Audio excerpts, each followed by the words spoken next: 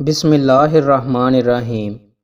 رسول اللہ صلی اللہ علیہ وآلہ وسلم نے ارشاد فرمایا، ہفتہ میں ایک روز غسل کرنا ہر مسلمان پر لازم ہے جس میں وہ اپنا سر اور جسم اچھی طرح دھوئے۔ رسول اللہ صلی اللہ علیہ وآلہ وسلم نے ارشاد فرمایا، ہر نبی نے اپنی امت کو کانے کذاب دجال سے ڈرایا اور آگاہ فرمایا، سن لو وہ کانا ہے جبکہ تمہارا رب کانا نہیں، اور اس کی دونوں آنکھوں کے درمیان کافر لکھا ہوا ہوگا۔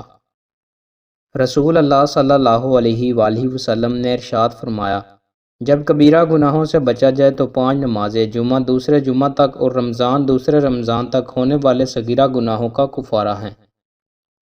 رسول اللہ صلی اللہ علیہ وآلہ وسلم نے ارشاد فرمایا، احسان جتلانے والا والدین کا نافرمان اور مستقل شراب نوش جنت میں نہیں جائے گا۔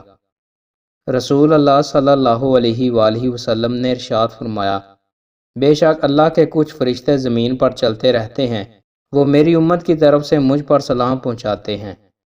رسول اللہ صلی اللہ علیہ وآلہ وسلم نے ارشاد فرمایا، جو لوگ کسی ایسی مجلس سے اٹھیں جہاں انہوں نے اللہ کا ذکر نہ کیا ہو تو وہ ایسے اٹھیں گے جیسے کسی گدھے کی بدبودار لاش سے اٹھے ہوں، اور یہ مجلس روز قیامت ان کے لیے باعث حسرت ہوگی۔